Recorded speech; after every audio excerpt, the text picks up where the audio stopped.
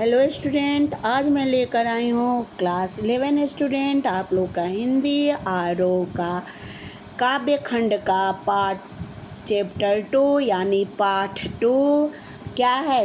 मेरे तो गिरधर गोपाल दूसरो ना कोई, वाह दूसरे पद में है पग घुंघरू बांधी मीरा नाची। इसे कौन लिखा है? मीरा ने। ये किसकी है? मीरा की है, कवयित्री मीरा, यानी मीरा ने इसे लिखा है।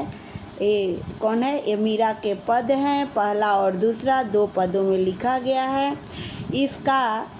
इस पाठ का रूपरेखा यह है कि पहले पद में मीरा ने श्री कृष्ण के प्रति अपने अगाध प्रेम और आस्था में क्या होता है? विश्वास का वर्णन किया है तथा सांसारिक क्रियाकलापों में लिप्त लोगों के प्रति चिंता प्रकट करते हुए स्वयं को इस भवसागर में क्या होता है? दुनिया के सागर, इस दुनिया रूपी सागर से निकालने का अनुग्रह किया है। किसे? भगवान से। और दूसरे पद में मीरा ने ईश्वर के प्रेम के मार्ग में उत्पन्न सभी बंधनों एवं परंपराओं से मुक्त होने के कारण प्रकट हुई कठिनाइयों का वर्णन किया है तथा भगवान श्री कृष्ण का स्नेह पाकर इस संसार से मुक्ति की अभिलाषा प्रकट की है। कौन? मीरा। अब आइए इस पद को पढ़ाने के पहले मैं क्या पढ़ा रही हूँ? पहले कवि परिचय, कवयित्री परिचय, यानी मीरा के बारे में थोड़ा परिचय कराने जा रही हूँ कि मीरा कौन थी। तो मीरा का जन्म 1498 में गुड़की गांव, जो मड़वाड़ रियासत यानी मड़वाड़ देश में पड़ता है। और इनकी प्रमुख रचनाएं क्या है? तो मीरा पदावली, नरसिंजीरो, माहेरो। और मृत्यु कब हुआ था? सन 1546 में। किसका? मीरा का। अब देखिए, मीरा सगुण धारा की महत्वपूर्ण भक्त कवयित्री थी, यानी भक्ति काल में दो धाराएं प्रवाहित हुई थी, सगुण और निर्गुण। जैसे कबीर, इसके पहले के जो पद आप लोग पढ़े थे, कबीर वो कहते निर्गुण। तो निर्गुण भक्ति का मतलब क्या हुआ? निराकार ब्रह्म, यानी भगवान का कोई आकार न होना, कण में व्याप्त होना। तो निर्गुण ब्रह्म के उपासक थे, ब्रह्म के उपासक थे कौन? कबीर। अब दूसरा क्या है? सगुण। एक किसकी उपासक थी? तो सगुण भक्ति की। सगुण काव्य धारा, यानी साकार, मैंने उनका भगवान का आकार सहित, सगुण का मतलब, ठीक है ना, यानी प्रतिमा में, आकार में विश्वास करना। तो धारा की महत्वपूर्ण भक्त कवयित्री थी। कृष्ण की उपासिका होने के कारण उनकी कविता में सगुण भक्ति मुख्य रूप से मौजूद है, लेकिन निर्गुण भक्ति का भी प्रभाव मिलता है। किसमें? मीरा में, यानी निर्गुण भक्ति का भी प्रभाव मिलता है। संत कवि रैदास उनके गुरु माने जाते हैं। रैदास वही रसखंड जिसे रैदास थे। आप लोग रैदास जयंती मनाते भी हैं, तो इसलिए आप लोग को मालूम ही होगा, वो भी कृष्ण के ही भक्त थे। कौन? रैदास, ठीक है। बचपन से ही उनके मन में कृष्ण भक्ति की भावना जन्म ले चुकी थी, इसलिए वे कृष्ण को ही अपना आराध्य और पति मानती थी। कौन? मीरा। बचपन से ही अपना आराध्य किसे मानती थी? कृष्ण को। अन्य भक्तिकालीन कवियों की तरह मीरा ने भी देश में दूर दूर तक यात्राएं की। चित्तौड़ राजघराने में अनेक कष्ट उठाने के बाद मीरा वापस मेड़ता आ गई। यहाँ से उन्होंने कृष्ण की लीला भूमि वृंदावन की यात्रा की। जीवन के अंतिम दिनों में वे द्वारका चली गई। माना जाता है कि वहीं रणछोड़ दास जी की मंदिर की मूर्ति में क्या हो गई? वे समाहित हो गई।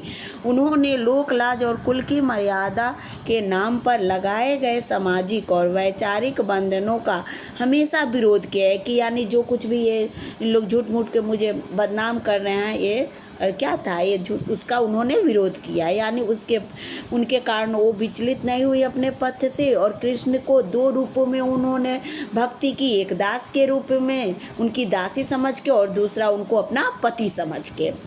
और पर्दा प्रथा का भी पालन नहीं किया। मंदिर में सार्वजनिक रूप से नाचने गाने में भी कभी हिचक महसूस नहीं की। कौन? मीरा। क्या करती थी? मंदिरों में संतों के साथ बैठती थी, नाचती थी, गाती थी। इस तरह से घर के लोग कहते थे कि ये तो कुलनासी है, कलंकनी है। इस तरह से मीरा का प्रेम की दीवानी, कृष्ण की प्रेम की दीवानी दिखाया गया है, ठीक है। अब चलिए मैं पढ़ाने चल रही हूँ उनका यहाँ मीरा के पद। देखिए पहला पद है मीरा का, मेरो तो गिरधर गोपाल दूसरो ना कोय, जाके सिर मोर मुकुट मेरो पति सोए। कह रही है मीरा श्री कृष्ण की अनन्य भक्त थी, और अनन्य भक्त में कह रही हैं अपने अपनी भक्ति को प्रकट करते हुए कहती हैं कि मेरे तो गिरधर गोपाल, यानी श्री कृष्ण ही मेरे क्या है, सब कुछ हैं। तो मेरे तो गिरधर गोपाल यानी श्री कृष्ण ही हैं, दूसरा न कोई, उसके अलावा संसार में कोई अन्य व्यक्ति मेरा कोई संबंध नहीं है, न है। फिर कह रहे हैं जाके सिर मोर मुकुट मेरो पति सोए। अब कह रही हैं कि जिनके सिर पर मोर का मुकुट शोभायमान है वही श्री कृष्ण मेरे पति हैं।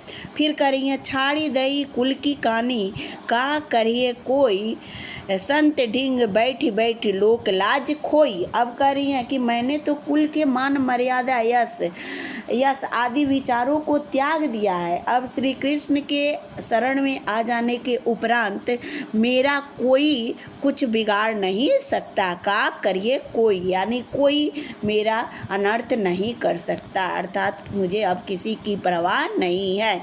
फिर कह रही हैं संत ढिंग बैठी बैठी लोक लाज खोई, अर्थात कह रही हैं कि समाज द्वारा उनका संतों की संगति में बैठने से लोग क्या करते हैं, उनको हे दृष्टि से देखते कि ये कैसी है, पुरुषों के साथ संतों के साथ संगति में बैठती हैं। तो इसके कारण उन्होंने क्या किया, लोक लाज को क्या किया, भावना को त्याग दिया है।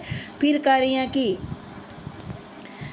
रही हैं असुवन जल सींची सींची प्रेम बेल बोई, अब तबेली फैली गई आनंद फल होई। अब कह रही हैं कि जिस प्रेम रूपी बेल को अपने विरह अश्रु रूपी जल से सींच कर, विरह की अश्रु रूपी यानी उनके नहीं मिलने से उन आंसुओं से क्या किया, सींच कर बोया था, अब वह बेल क्या हो गया है, अब वह बेल बड़ी होकर क्या हो गई है, फैल गई है। यानी जिस भक्ति को उन्होंने, जिस प्रेम को, जिस आराध्य को उन्होंने अपने अंदर बोया था, वह भक्ति के रूप में क्या हो गई है, फैल गई है। कहने का मतलब यह है अब वह फैल गई है और अब उससे क्या हो गई है, आनंद फल हुई, और अब उससे आनंददायक फल भी मिलने लगे हैं।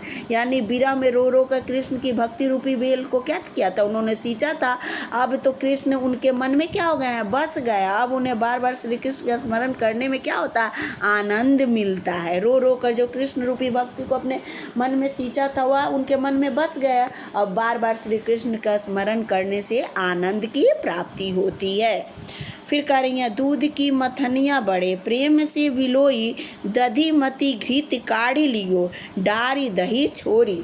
अब कह रही हैं कि वो मीरा कहती है कि उन्होंने कृष्ण की भक्ति रूपी दूध के दही को अपने भक्ति द्वारा, कृष्ण की भक्ति रूपी दूध के दही को, यानी दूध में दही जमा देने से तो जमा कर भक्ति रूपी मथनी से, अब उसको भक्ति रूपी मथनी से, अब यहाँ किसका प्रतिबिंब किया गया है, बिंब अलंकार है, यानी प्रतीक किया गया दूध दही की मथनी से, मक्खन का और भक्ति से, ठीक है ना। तो वही कह रही हैं कि कृष्ण भक्ति रूपी दूध के दही को वह अपनी भक्ति द्वारा मत कर, किसके द्वारा, भक्ति द्वारा मत कर उसमें से घी अर्थात उसका सार, भक्ति का सार तत्व को निकाल लिया है, और छाछ को, यानी जो बेकार हो जाता है, दूध में से दही में से मक्खन को निकाल दिया जाता है, जब मक्खा जाता है तो मक्खन को निकाल लिया जाता है, उसके छाछ को क्या किया जाता है, सारहीन समझ के, बेकार समझ के छोड़ दिया जाता है। उसी तरह भक्ति को मत कर, अपनी भक्ति द्वारा मत कर उसमें से क्या किए, सार तत्व को क्या किए, निकाल ली हैं उसमें से, यानी उसमें से सार तत्व को मत कर सार तत्व को निकाल लिया, और शेष चीज़ को सारहीन वस्तु समझ के क्या किया, उन्होंने छोड़ दिया है। अर्थात उन्होंने रहस्य को जान लिया कि ईश्वर भक्ति ही इस भौतिक संसार के उद्धार करने वाले हैं। कौन, ईश्वर की भक्ति ही। वही कह रही हैं, भक्त देखी राजी हुई, जगती देखी रोई, दास मीरा लाल गिरधर तारो अब मोही। अब कह रही हैं कि सांसारिकता क्षार के समान है जिसको उन्होंने शालीन समझ के क्या किया, मीरा छोड़ दिया।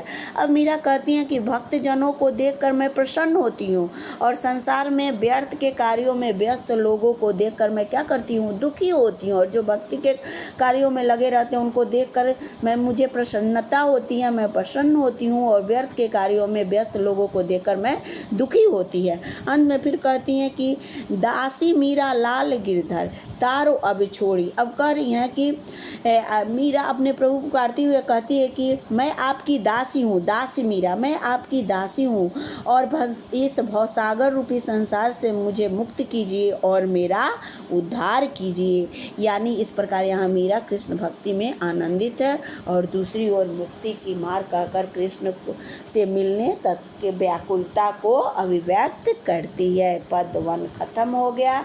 इसमें आपका आप देखिए जो 10th में आते थे काव्य सौंदर्य आगरा नहीं आते थे, लेकिन अब इसके अंतर्गत से काव्य सौंदर्य भी आ सकते हैं, अर्थग्रहण संबंधी संबंध भी आ सकते हैं।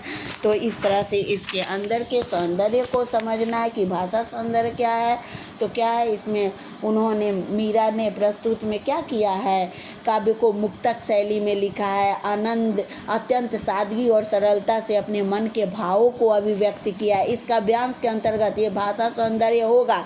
अगर पूछेगा तो फिर भाषा में संगीतात्मकता है तथा ज्ञता है, मिस गाने वाला है, ठीक है ना, स्पष्ट रूप से मुखरित हुआ है यानी निकला है। ब्रज भाषा में मिश्रित क्या है, राजस्थानी भाषा प्रभाव, क्योंकि राजस्थान में वाड़ की रहने वाली थी।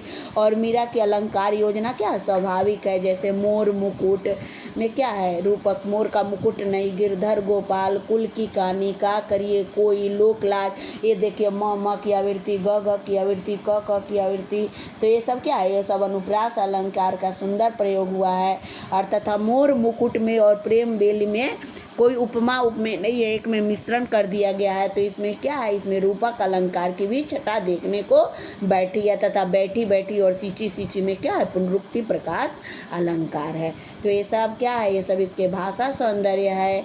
और इसमें अनुयोक्ति अलंकार भी है। जैसे देखिए ये जो है ना, दूध की मथनिया बड़े प्रेम से बिलोई, दधी मती घृत काढ़ी, लियो डार दियो छोड़ी। अब इसमें क्या अनुयोक्ति, जो बात कही जाती कहीं और संदेशा होता है कहीं और, बात कहीं और कही जाती है और होती है किसी और के लिए, तो उसे क्या कहते हैं, अनुयुक्ति अलंकार कहते हैं। जैसे दूध दही की बात को कहकर उन्होंने कहा कि जिस प्रकार दही में मथनी को डालकर उसमें मिला हुआ मूल्यवान घी को क्या किया जाता, अलग लिए कर दिया जाता और छाछ को निकाल दिया जाता है, लेकिन उसी प्रकार उसी माध्यम से वो संसार रूपी दूध किसे मांगती है, कृष्ण की भक्ति के मर्म को जान लिया है और से सांसारिकता को क्या बता रही हैं, व्यर्थ बता रही हैं। ये पद 1 खत्म हो गया, यहाँ पार्ट 1 खत्म होता है। मैं फिर मिलती हूँ पार्ट 2 के साथ, दैट्स ऑल। तब तक इसके जो भी भाषा सौंदर्य के बारे में मैं बता रही हूँ उसे कॉपी में नोट कर लेंगे और अच्छे से सबके अर्थ को समझेंगे। दैट्स ऑल, फिर मिलती हूँ पार्ट 2 के साथ।